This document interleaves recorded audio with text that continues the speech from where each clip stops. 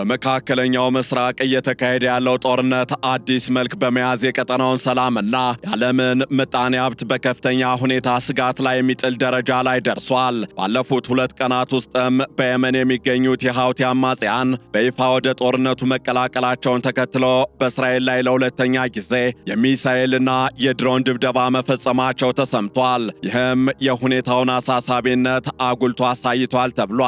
ይህ ድርጊት የተፈጸመው አሜሪካና ኢራን በዛሬው ዕለት ያደርጉታል በተባለውና ለዛሬ ቀነ ቀጠሮ በተያዘለት የድርድር መድረክ ላይ ሊገናኙ በሚጠባበቁበት ወቅት ላይ መሆኑ ዲፕሎማሲያዊ ጥረቱን ጥያቄ ውስጥ የሚጥል ሆኗል። በሌላ በኩል ደግሞ አሜሪካ በሺዎች የሚቆጠሩ የባህር ኃይል ወታደሮቿን ወደ ቀጠናው ማስገባት መጀመሯ ጦርነቱ ወደ ምድር ዘመቻ ሊሸጋገር እንደሚችል ፍንጭ የሚሰጥ ጉዳይ ተደርጎ ተወስዷል። እናም በዕለቱ የዓለም አቀፍ ትንታኔ ዝግጅታችን የሃውቲ አማጺ ቡድን ጦርነቱን በይፋ መቀላቀሉ በቀይ ባህር የንግድ መስመርና በነዳጅ ዝውውር ላይ የሚኖረው ተጽዕኖ፣ የእስራኤል የመከላከል አቅም እንዲሁም ይህ የሃውቲ ጦርነቱን በይፋ መቀላቀል ይደረጋል በተባለው የአሜሪካና የኢራን የድርድር ሁኔታ ላይ ምን አይነት ተጽዕኖን ሊያሳድር ይችላል የሚሉትንና ተያያዥ ጉዳዮችን ልንመለከት ወደድን። ከዓለም አቀፍ የትንታኔ ዘገባ ዝግጅቱ ጋር ታሪኩ ጋሹ ነኝ።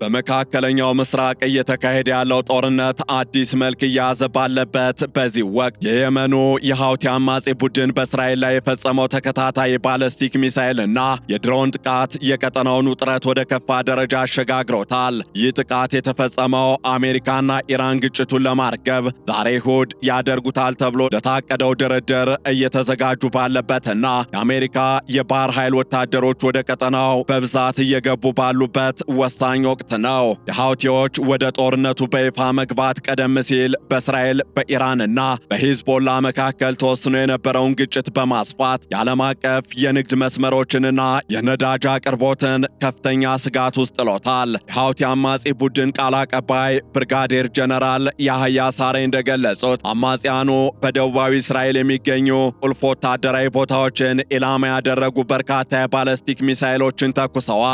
ይህ ጥቃት ባለፉት 24 ሰዓታት ውስጥ ለሁለተኛ ጊዜ የተፈጸመ ጥቃት ሲሆን እስራኤል በሁሉም ግንባሮች የምታደርገውን ወረራ እስካላቆመች ድረስ ጥቃቱ ተጠናክሮ እንደሚቀጥልም ሳሬ አስጠንቅቀዋል። የሃውቲዎች ወደ ጦርነቱ መግባትም በዋናነት በቀይ ባህርና በባብል መንደብ የባህር ወሽመጥ በኩል በሚደረገው የዓለም አቀፍ ንግድ ላይ ከፍተኛ ጥላን አጥልቷል። በቀይ ባህር በኩል በየዓመቱ ወደ $1 ትሪሊዮን የሚገመት የንግድ ልውውጥ የሚከናወን ሲሆን ይህ መስመር መስተጓጎሉ የዓለምን ምጣኔ ሀብት ክፉኛ ሊጎዳው እንደሚችልም ተገልጿል።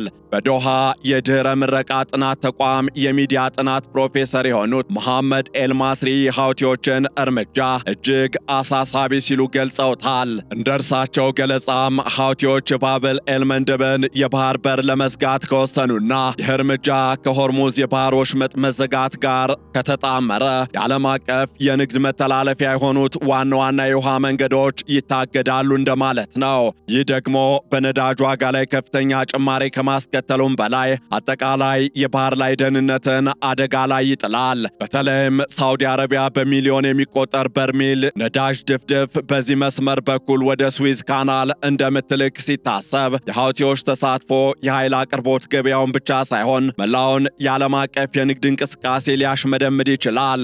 በሌላ በኩል ደግሞ ከወታደራዊ ስትራቴጂ አንጻር የሃውቲዎች ተሳትፎ የአሜሪካን የጦር መርከቦች ስምሪት ውስብስብ አድርጎታል። በቅርቡ ለጥገና ክሬት ወደሚገኘው ወደብ ያመራው ዩኤስኤስ ጀራልድ አር ፎርድ የተባለው አውሮፕላን ተሸካሚ የጦር መርከብ ወደ ቀይ ባህር ከተመለሰ ቀደም ሲል በዩኤስኤስ ድዋይት ዲ አይዘንሃወር እና በዩኤስኤስ ሃሪ ኤስ ትሩማን ላይ እንደተፈጸመው አይነት ተከታታይ ጥቃቶች ሊሰነዘርበት እንደሚችል ተፈርቷል። ሰጥቷል። የሃውቲዎች ምክትል የኢንፎርሜሽን ሚኒስትር መሐመድ መንሱር እንደተናገሩት ቡድኑ ጦርነቱን ደረጃ በደረጃ እያካሄደ ሲሆን የባበል ኤልመንድብን የባህር ላይ መተላለፊያ መዝጋት ካሏቸው አማራጮች መካከል አንዱ መሆኑንም አጽንኦት ሰጠውበታል። ይህ ደግሞ ወደ 30 በመቶ የሚሆነውን ገቢ ምርቷን በቀይ ባህር በኩል ለምታስገባው እስራኤል ትልቅ የኢኮኖሚ ጫና ይፈጥራል። የእስራኤል ጦር አንድ ሚሳኤል ማክሸፉን ቢገልጽም ጥቃቱ በቤርሸባና በዋናው የኒውክሌር ምርምር ማዕከል አቅራቢያ የሚገኙ ታይረኖችን ማስጮህ በሀገሪቱ ላይ ያለውን የስነልቦናና የደህንነት ሁኔታ ጥያቄ ውስጥ ጥሎታል። በሌላ በኩል አሜሪካ በቀጠናው ያላትን ወታደራዊ አቅም በከፍተኛ ሁኔታ እየገነባች ትገኛለች። የአሜሪካው ማዕከላዊ እዝ ወይም ሴንትኮም እንደገለጸው ከሆነም 3500 የሚጠጉ የባህር ኃይል ወታደሮች በዩኤስኤስ ትሪፖሊ መርከብ አማካኝነት ወደ መካከለኛው ምስራቅ ደርሰዋል። በተጨማሪም ከ82ኛው ኤርቦርን ዲቪዥን ወይም አየር ወለድ ዲቪዥን የተወጣጡ በሺዎች የሚቆጠሩ ወታደሮች ወደ ቀጠናው እንዲንቀሳቀሱ ትዕዛዝ ተሰጥቷል። ዋሽንግተን ፖስት እንደዘገበው ከሆነም ፔንታጎን በኢራን ውስጥ ለሳምንታት የሚቆይ የምድር ላይ ዘመቻ ለማካሄድ እየተዘጋጀ ሲሆን ይህም ልዩ ኃይሎችን እንደ ተራ እግረኛ ወታደሮች አካተተ ወረራ ሊሆን እንደሚችልም ተጠቁሟል። ምንም እንኳን የአሜሪካው የውጭ ጉዳይ ሚኒስትር ማርኮ ሩቢዮ አሜሪካ ግቧን ያለ ምድር ጦር ማሳካት ትችላለች ቢሉም ወታደሮቹ በብዛት ወደ አካባቢው መሄድ እንዲሁም በሳውዲ አረቢያ በሚገኘው የፕሪንስ ሱልጣን አየር ኃይል ካምፕ ላይ በደረሰ ጥቃት የአሜሪካ ወታደሮች መቁሰል ሁኔታውን ይበልጥ አሳሳቢ አድርጎታል። እስካሁን ባለው መረጃ መሰረትም በዚህ ጦርነት ከ300 በላይ የአሜሪካ ወታደሮች የቆሰሉ ሲሆን 13 ያህሉ ደግሞ ተገለዋል ተብሏል። ይህ ሁሉ ወታደራዊ እንቅስቃሴ እየተደረገ ያለው የዲፕሎማሲያዊ ጥረቶች በከፍተኛ ደረጃ እየተካሄዱ ባሉበት በዚህ ወቅት ነው። ፓኪስታን፣ ሳውዲ አረቢያ፣ ቱርክና ግብፅን ያካተተ የከፍተኛ ዲፕሎማቶች ስብሰባ በእስላማባድ በዛሬው ዕለት ይካሄዳል ተብሎም ይጠበቃል። ከዚህ ጋር ተያይዞም የፓኪስታኑ ጠቅላይ ሚኒስትር ሸህባዝ ሻሪፍ ከኢራኑ ፕሬዝደንት መሱድ ፔዚሽኪያን ጋር ግጭቱን ለማቆም ሰፊ ውይይት ማድረጋቸውን ገልጸዋል። ሆኖም የኢራኑ የውጭ ጉዳይ ሚኒስትር አባስ አራግቺ በዲፕሎማሲያዊ ጥረቶቹ ላይ ያላቸውን ጥርጣሬ እየገለጹ ነው። አራግቺ አሜሪካን ምክንያታዊ ያልሆኑ ጥያቄዎችን ታቀርባለች፣ እንዲሁም ተቃራኒ እርምጃዎችን ትወስዳለች ሲሉ ከሰዋል።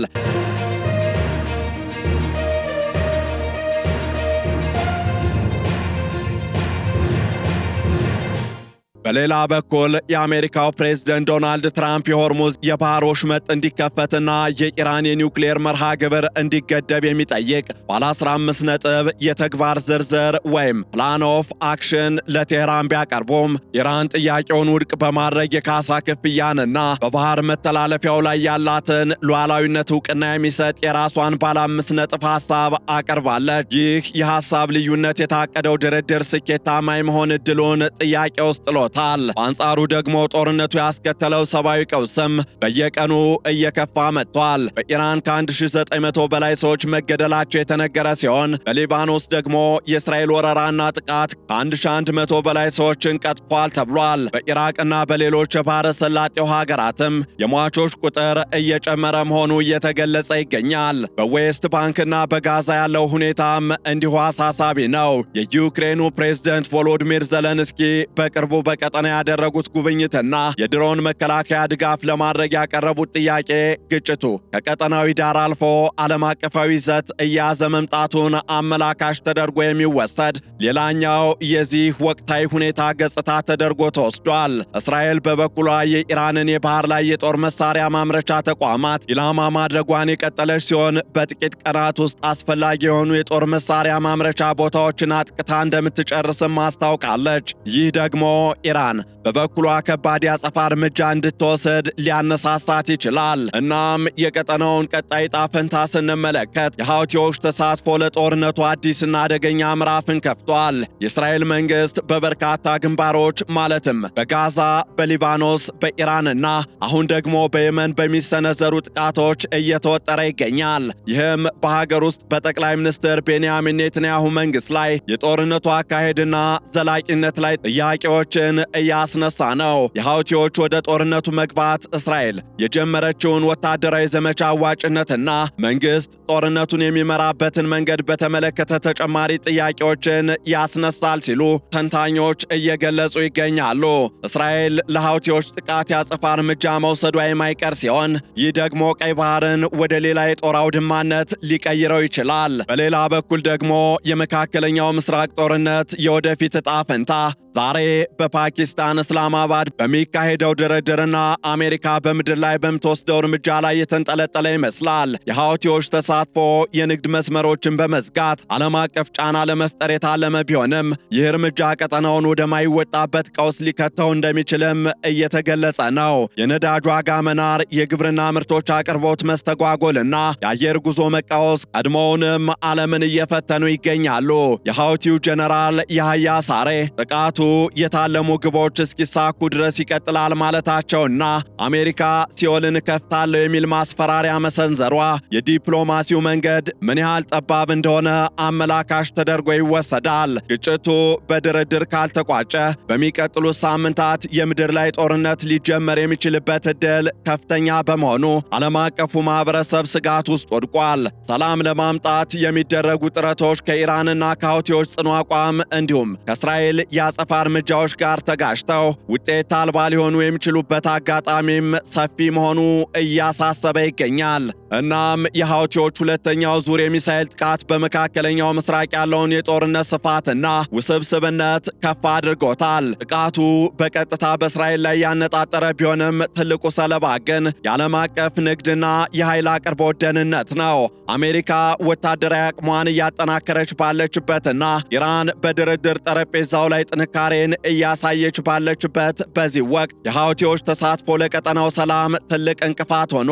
የወደፊቱ ጊዜ የሚወሰነውም በታቀደው ድርድር ስኬትና ወታደራዊ ኃይሎች በሚያሳዩት ራስን የመግታት ወይም የማቀብ ችሎታ ላይ ነው። ሆኖም አሁን ያለው ተጨባጭ ሁኔታ የሚያሳየው ጦርነቱ ከመብረድ ይልቅ ይበልጥ ወደ ተባባሰና ወደ ተስፋፋ ቀውስነት እየተሸጋገረ መሆኑን ነው። ይህም ለምጣኔ ሀብቱም ሆነ ለሰብአዊ ደህንነት አስከፊ መዘዝን ሊያስከትል ይችላል። እስራኤል ለሐውቲዎች ጥቃት የምትሰጠው ያጸፋ እርምጃና አሜሪካ ልትጀምር ያሰበችው የምድር ላይ ዘመቻ የጦርነቱን ቀጣይ አቅጣጫ የሚወስኑ ወሳኝ ኩነቶች ይሆናሉ። በአጠቃላይም የመካከለኛው ምስራቅ ወቅታዊ ሁኔታ በከፍተኛ ፍጥነት ወደ ከፋ ደረጃ እየተሸጋገረ ሲሆን የሐውቲዎች የሁለተኛ ዙር የሚሳኤል ጥቃት እስራኤልን ብቻ ሳይሆን መላውን የዓለም ንግድ ስርዓት ኢላማ ያደረገ ይመስላል። የአሜሪካ ጦር ወደ ቀጠናው መትመምና በኢራን ላይ የታቀደው የምድር ላይ ወታደራዊ እርምጃ ጦርነቱ የረጅም ጊዜ ቆይታ ሊኖረው እንደሚችል ፍንጭ የሚሰጥ ድርጊትም ሆኗል። ዲፕሎማሲያዊ ጥረቶቹ በጥርጣሬና በቅድመ ሁኔታዎች የታጠሩ መሆናቸው ደግሞ ለቀውሱ አፋጣኝ መፍትሄ ማግኘት ዕድሉን እያጠበበው ይገኛል። መጪዎቹ ጥቂት ቀናት በድርድር ጠረጴዛው ላይ የሚደረጉ ውይይቶች ይሳካሉ ወይስ የጦር አውድማው ይበልጥ ይሰፋል የሚለውን ጥያቄ የሚመልሱ ይሆናል። እስካሁን ባለው ሂደት ግን የጥይት ድምፅ ከዲፕሎማሲው ቃል በላይ እየጎላ የመጣበት ሁኔታ እየተንጸባረቀ ይገኛል። የሐውቲዎች መግለጫ እንደሚለውም ጥቃቱ ግቡ እስኪሳካ ድረስ ይቀጥላል የሚለው ዛቻ በቀጠናው ላይ የተደቀነውን የጥቁር ደመና ነጸብራቅ ቁልጭ አድርጎ የሚያሳይ ሆኗል። ይህንን ዓለም አቀፍ ትንታኔ ስናዘጋጅ ኤፒኒውስ፣ ዘጋርዲያን፣ አልጀዚራና ሮይተርስን በዋቢነት ተጠቅመናል።